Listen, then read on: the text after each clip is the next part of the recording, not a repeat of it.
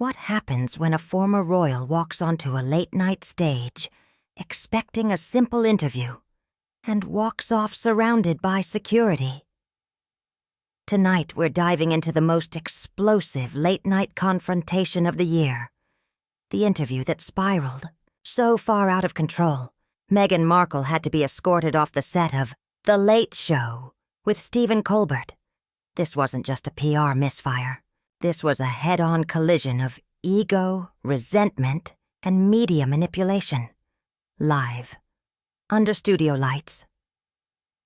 Before we get into the drama, hit subscribe and drop a comment below, because what happened next left even the most seasoned viewers speechless. The lights were glowing, the band was playing, and the audience was buzzing with anticipation. Stephen Colbert sat comfortably behind his desk, flipping through cue cards like it was just another night in the studio.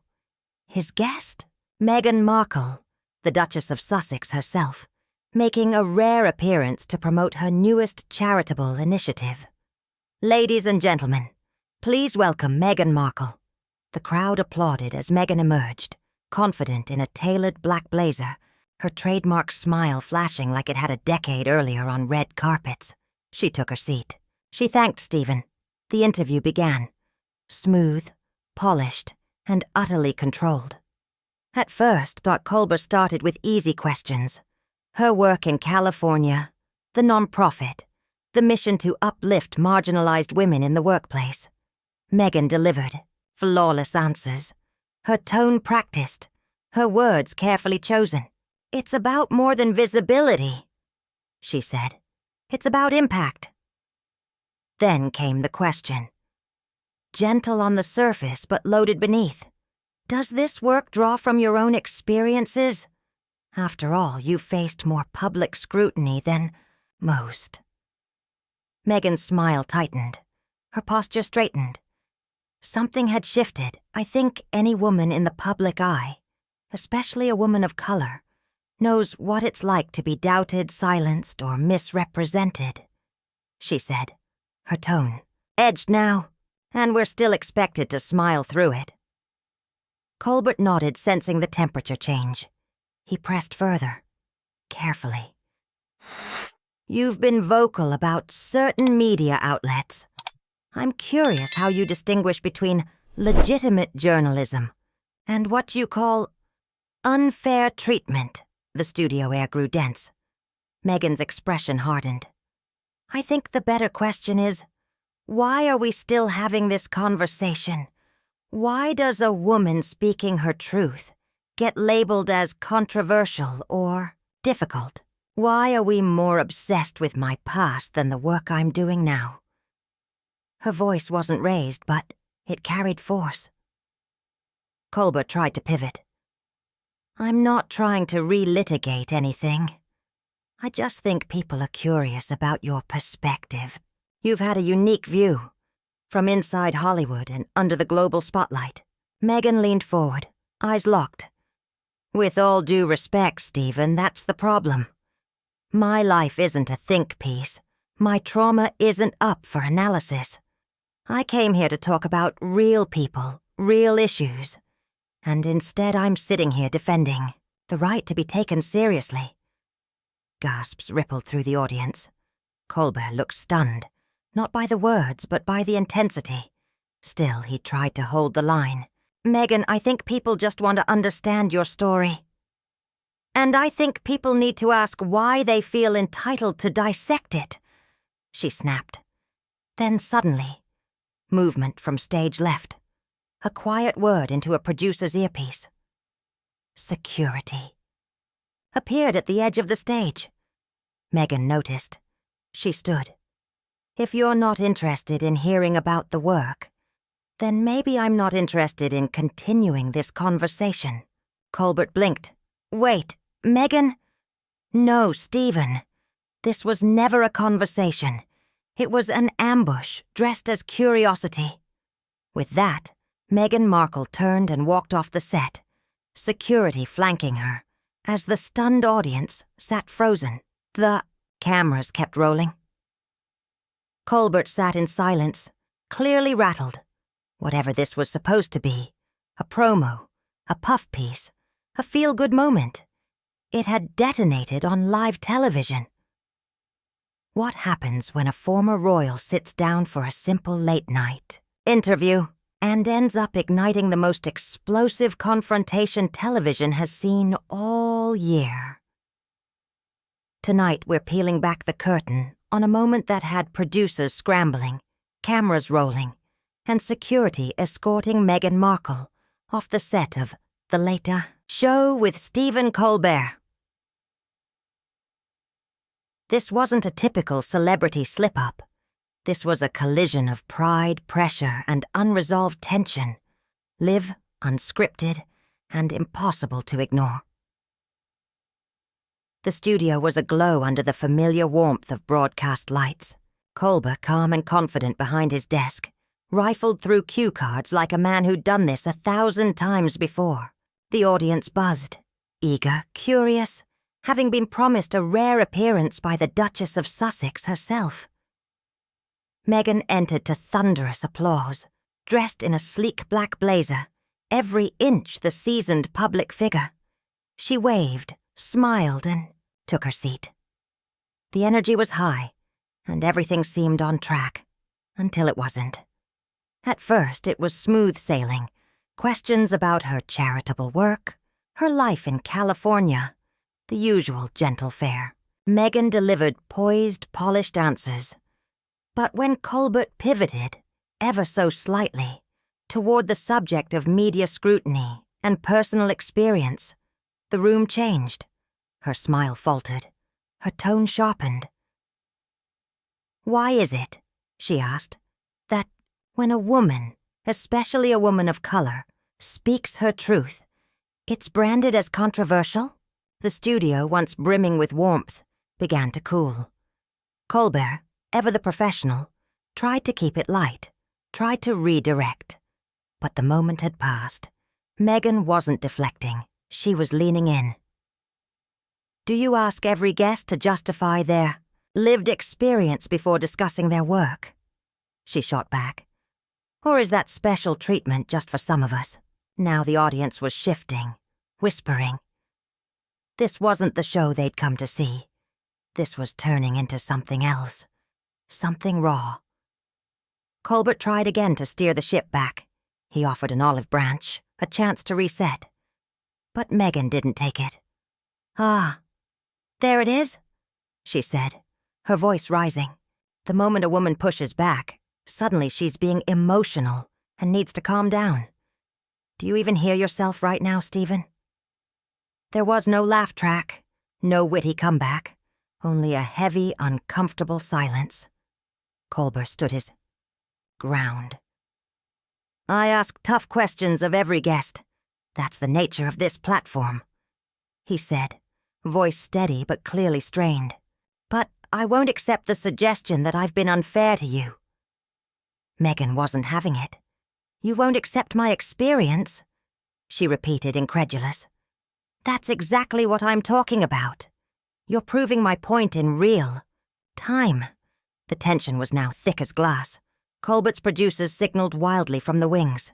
Cut to break. Abort. But there was no easy off-ramp. The cameras were live. The story was writing itself, one line at a time. "I've seen how you interview other guests," Meghan said. "Softball questions for the ones you like. Respect for their stories. But when I sit in this chair, suddenly the rules change." It was no longer just a tense moment. It was a televised reckoning. Colbert remained composed, but his patience was visibly tested. "If you're unhappy with the tone, we can adjust. But I won't stand by while my professionalism is publicly questioned." Meghan leaned forward, fire in her eyes. "And I won't stand by while you rewrite this moment to protect your narrative." By now, the studio audience wasn't just silent. They were stunned. You could feel it. This wasn't about a charity project anymore. It was about perception, power, and the unbearable weight of public expectation. Then Colbert made a mistake. He tried to explain. I think you're projecting experiences from other situations onto what's happening here tonight. The word hit like a slap. Projecting. Did you just psychoanalyze me on live television? Meghan said, her voice trembling, not with fear, but fury. This is incredible. Absolutely incredible. And in that moment, you could feel the air get sucked from the room. The cameras kept rolling. Security edged forward, and television history was made. She turned to face the audience directly, her voice shifting into the tone of a lawyer addressing a jury. "Did you catch that?" she asked, calm but cutting. I shared how this conversation was making me feel. And what was I told? That I was projecting. That my interpretation of my own experience was somehow wrong. She let the words hang, her gaze sweeping the silent crowd. "This," she said, "is exactly what I've been talking about for years." Behind the desk, Colbert felt a cold realization settle in. He was losing control of his own show. Every effort to steer things back, every diplomatic gesture, every redirect, was now being used against him, reframed as evidence of a deeper pattern he didn't even recognize, much less understand. "Meghan," he said cautiously, "I think we need to take a step back here. This conversation has gone somewhere neither of us planned, and I'd really like for us to find a way forward, to have a dialogue, not just talk past each other," she laughed, but it was hollow. "Talk past each other?" she echoed. "Stephen, I'm speaking directly to you. I'm telling you plainly how this feels from where I'm sitting. The problem isn't that I'm unclear. The problem is you don't want to hear it, because it's uncomfortable, because it challenges the fantasy that everything is fair and equal and polite. That's not what I'm saying at all," Colbert replied, more firmly now. "I'm saying there's been a misunderstanding about what this conversation was meant to be, and about my intentions in asking the questions I did." She stood. It was subtle, almost slow, but it landed like a thunderclap. The shift in posture sent a ripple of tension through the audience. She now stood over him, tall and unblinking, while he remained seated behind the desk, visibly unsettled. "By the imbalance! Your intentions?" she repeated, eyes narrowing. "Stephen, do you know what they say the road to hell is paved with? Good intentions. I don't care about your intentions. I care about impact. And the impact of this exchange is that, once again, I'm put in the position of having to justify how I feel, defend the fact that I'm allowed to feel mistreated in a space like this." The optics were impossible to ignore. She wasn't just raising her voice. She was taking space, turning the interview into a confrontation. The studio audience was frozen, many shifting in their seats, some stealing glances toward the cameras or murmuring under their breath. Colbert kept his voice calm, but there was a firmness now that hadn't been there before. "Meghan, I think you should sit down so we can finish this properly." Her response came sharp and fast. "Are you telling me to sit down?" she asked, her tone edged with danger. "On your show, in front of your audience, you're instructing me what to do. With my body, I'm suggesting," Colbert clarified, "that we stick to the format so we can have a constructive conversation. Standing and delivering a monologue isn't really how this show works." She smiled, thin, biting. "No, Stephen. What this show does is control the narrative. You ask the questions. You decide the tone. You decide what's appropriate. But what happens when a guest decides not to play along? When she stands up, literally and figuratively, and says, 'This doesn't feel right'?" The tension in the room was now suffocating. The audience was visibly anxious, the energy shifting from awkward discomfort to unease. A few people whispered. Others stared straight ahead, afraid to react. Colbert tried one more time. "If you're not comfortable continuing this interview, we can end it here. But I think walking away when things get difficult sends its own message." Her voice rose in pitch and volume. "Walking away?" she repeated. "Stephen, I'm not walking away. I'm standing up for myself. There's a difference. I'm standing up in a space where I'm being gaslit on national television." The word gaslit hit the air like a thunderclap. Final. Undeniable.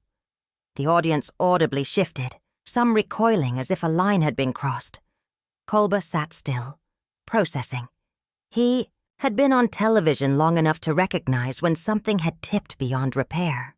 That word, gaslit, had turned the interview from salvageable awkwardness into something far darker, something radioactive.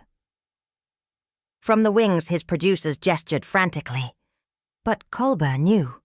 Cutting to commercial would only make it worse. This had to play out. "Meghan," he said carefully, "that's a very serious accusation. I think you need to be cautious about using words like that without basis." She shot back, unwavering. "Without basis?" Her voice filled the studio, like a siren. "I've spent the last 20 minutes being told that my own perception of what's happening to me is wrong. That I'm too emotional, too sensitive.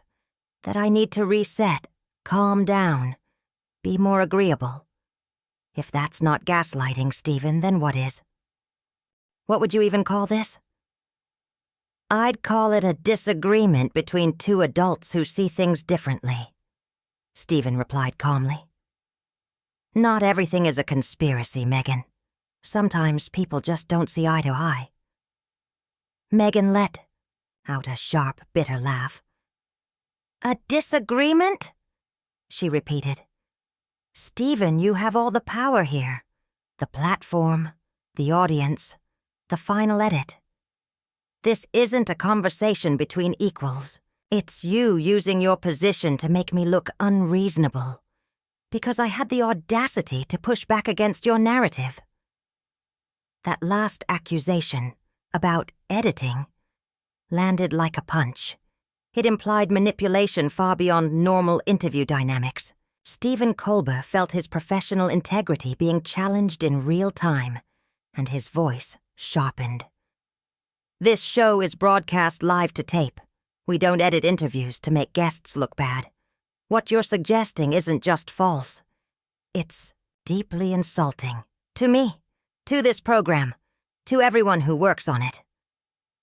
Meghan turned to the audience. Her voice was steady, but laced with fury. Integrity. "Ladies and gentlemen, we're now talking about the integrity of a show that invited me here under the pretense of discussing my charitable work, only to spend the entire segment questioning my credibility and my right to feel the way I feel about Dave, my own experiences." The audience shifted uncomfortably. A few glanced toward the exits. The energy in the room had turned from awkward to toxic. "Meghan," Stephen said, measured, "I think you need to sit down and compose yourself. This isn't the time or place for this kind of behavior." "Compose myself?" she repeated, her voice rising. "There it is. The moment a woman shows conviction, she's told to calm down, to be more appropriate, to shrink herself to make everyone else comfortable. This isn't about you being a woman. It's about you being a guest on a television show, who's now shouting and making baseless accusations." "Baseless?" she snapped, turning back to him. Her eyes burned with a dangerous intensity. "Stephen, everything I've said tonight is about what I'm experiencing right now, sitting in this chair, talking to you. How can my experience be unfounded?" Stephen saw his security team subtly repositioning around the studio.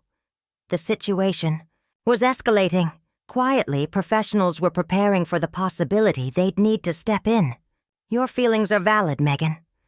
But your interpretation of my motives and your accusations about this show are not. There's a difference between expressing emotion and publicly questioning others' integrity. So now you're deciding which parts of my experience are valid, she demanded. Do you hear yourself? You're proving my point even as you deny it. The conversation had entered a feedback loop, a rhetorical trap with no exit. Every word Stephen said only further confirmed the very thing he was trying to disprove. Meghan, I think we need to end this interview. It's no longer productive or appropriate. Oh, now you want to end it? Her voice cracked with disbelief. Now that I've called it out? Now that I've exposed what's really happening? Here, suddenly it's time to shut it down? How convenient for you, Stephen. I'm ending it, he said firmly. Because you're out of control. This isn't a conversation anymore. It's a performance. And not a very good one. The insult landed hard. Stephen saw it instantly. Calling it a performance wasn't just a critique. It was a strike at her credibility and her identity. And it unleashed something far more volatile. A performance? She screamed. Her voice ricocheted through the studio. Audience members stood, some headed for the exits. My trauma is not a performance. My pain is not your entertainment. My life isn't something for your audience to judge. Meghan, you need to leave, Stephen said, his voice cold now. Security, please escort our guest out. You're having me removed? Her voice oddly shifted, no longer angry, triumphant. Ladies and gentlemen, this is what I've been talking about. The moment a woman refuses to be silent, when she speaks her truth with passion, she gets removed from the conversation. Two guards emerged at the stage's edge. The studio had ceased being a set. It was now a scene. Ms. Whittaker, please come with us, one said quietly. This is incredible, she muttered, casting one last look at Colbert.